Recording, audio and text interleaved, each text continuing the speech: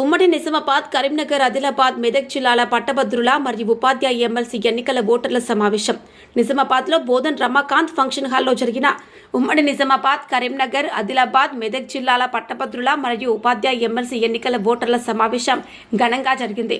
కార్యక్రమానికి ప్రముఖ నేతలు హాజరయ్యారు.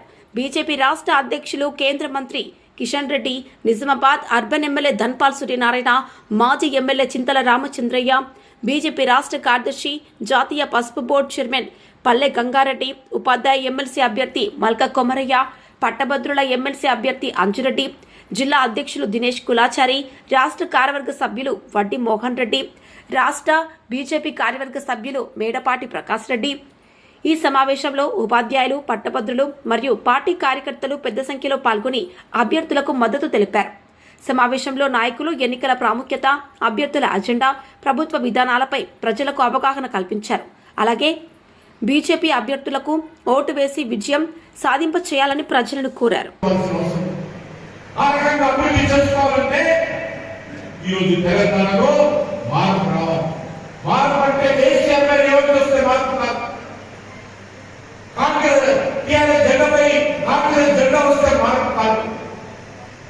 రావాలంటే మంచి ప్రభుత్వం రావాలి. ఉద్యమకారుల ఆకాంక్షలకు అనుగుణంగా పనిచేసేటువంటి ప్రభుత్వం కాదు, ఒక నీతివంతమైనటువంటి ప్రభుత్వం కాదు, అమృతమే లక్ష్యంగా పనిచేసేటువంటి ప్రభుత్వం కావాలి. తెలంగాణ అమరవీర ఆకాంక్షలకు ఐక్యతమే పనిచేసేటువంటి ప్రభుత్వం రావాలి. అందుకే ఈరోజు ఈ రాష్ట్రంలో రానున్న రోజుల్లో ఆ నిజమైనటువంటి మార్పు భారతీయ జనతా పార్టీ ద్వారానే సాధ్యం. ఆ నిజమైనటువంటి మార్పు కోసం భారతీయ జనతా పార్టీ ఐక్యత భావంతో పనిచేస్తాం. నరేంద్ర మోడీ గారి నాయకత్వంలో తెలంగాణ అభివృద్ధి కోసం అనేక రకాల సహకారం ఇస్తాం. భవిష్యత్తులో ఏ దిశలో ముందుకెళ్లాల్సిన అవసరం. డబుల్ ఇంజిన్ సర్కార్ రావాలి తెలంగాణలో కూడా. డబుల్ ఇంజిన్ సర్కార్ అంటే ఈరోజు దేశంలో చూడండి, మధ్యప్రదేశ్ లో 3సారి అధికారంలోకి వచ్చాం, గోవాలో 3సారి అధికారంలోకి వచ్చాం, గుజరాత్ లో 6సారి అధికారంలోకి వచ్చాం, హర్యానాలో 3సారి అధికారంలోకి వచ్చాం. ఈ రకంగా అనేక రాష్ట్రాల్లో భారతీయ జనతా పార్టీ నాయకత్వంలో ఒక నీతివంతమైనటువంటి ప్రభుత్వం, నరేంద్ర మోడీ గారి నాయకత్వంలో ఒక సమర్థవంతమైనటువంటి ప్రభుత్వాలు అనేక రాష్ట్రాలు ఏర్పాటు చేశారు. సంక్షేమమే వివరిస్తుంది. దీని నుంచి మనం తెలంగాణ రక్షించుకోవాలంటే ఇప్పుడు జరుగుతున్నటువంటి ఎన్నికలు తెలంగాణ ప్రజలకు రెండవ అడుగుతాం. గత పార్లమెంట్ ఎన్నికలు తెలంగాణ ప్రజలు 8 స్థానాల నుంచి భారతీయ జనతా పార్టీ 37% భారతీయ జనతా పార్టీ ఓటేసి భారతీయ జనతా పార్టీ మోడీ గారి నాయకత్వంలో ఆదరించడం జరిగింది. మళ్ళీ ఈ యొక్క శాసనమండలి ఎన్నికల్లో కూడా బీజేపీని గెలిపించి ఉపాధ్యాయులు కానీ, విద్యావంతులు కానీ, మేధావులు కానీ, పట్టభద్రులు కానీ, ఉద్యోగస్తులు కానీ, డాక్టర్లు కానీ, అడ్వకేట్స్ కానీ అందరూ కూడా ముందుకొచ్చి నరేంద్ర మోడీ గారి నాయకత్వంలో భారతీయ జనతా పార్టీ ఈ ఎమ్మెల్సీ ఎన్నికల్లో గెలిపించాల్సిందిగా కోరుతారు. తప్పకుండా తెలంగాణ రాష్ట్ర అభివృద్ధికి నరేంద్ర మోడీ గారి నాయకత్వంలో కట్టుబడుతున్నాము, ఆ దిశలో ముందుకెళ్తామని చెప్పి మీ అందరినీ కోరుకుంటూ ఈ 4 రోజుల పాటు మీకు తెలిసినటువంటి వారు, ఓటర్లుగా నమోదైనటువంటి వారు, అది పట్టభద్రులు కానీ, అది ఉపాధ్యాయులు కానీ, అది ఉద్యోగస్తులు కానీ, ఎవరైనా సరే వాళ్ళందరూ కూడా మీరు పేరున వ్యక్తిగతంగా మాట్లాడి వాళ్ళందరితో మొదటి ప్రాధాన్యత ఓటు బీజేపీ అభ్యర్థి అయినటువంటి కొమరయ్య గారికి ఉపాధ్యాయ నియోజకవర్గం నుంచి, అంజిరెడ్డి గారికి గ్రాడ్యుయేట్స్ కాన్స్టిట్యూన్సీ నుంచి భారీ మెజార్టీతో మరి ఈ ప్రాంతం నుంచి గెలిపించాల్సిందిగా మీ అందరినీ కోరడం కోసమే ఈరోజు ఈ సమావేశం ఏర్పాటు చేయడం.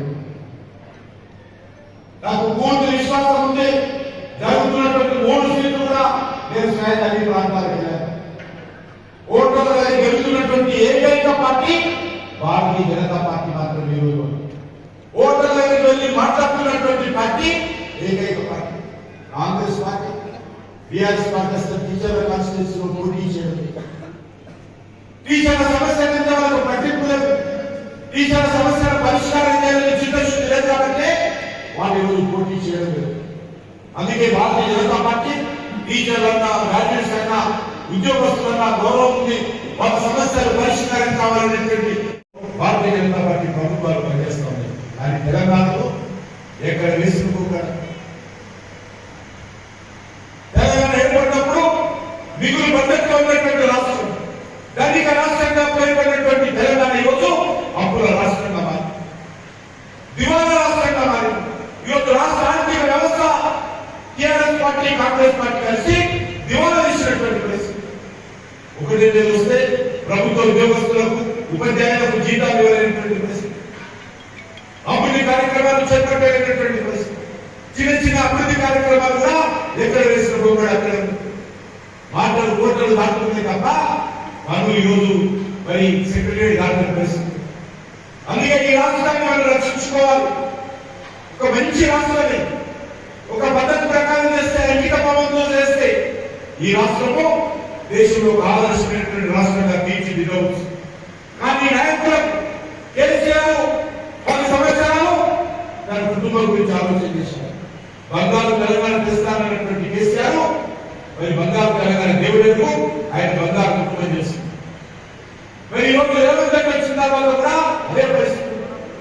ఉదయం లేస్తే సాయంకాలం వరకు మరి రాహుల్ గాంధీ ఫోన్ ఎప్పుడు వస్తుందా, ఎప్పుడు ఢిల్లీకి వెళ్ళాలా, ఏ పని ఎక్కడ ఎదుగుతున్నది తప్ప ఈ రాష్ట్ర అభివృద్ధి కార్యక్రమాల పట్ల రేవంత్ రెడ్డి పూర్తి అవగాహన లేదు.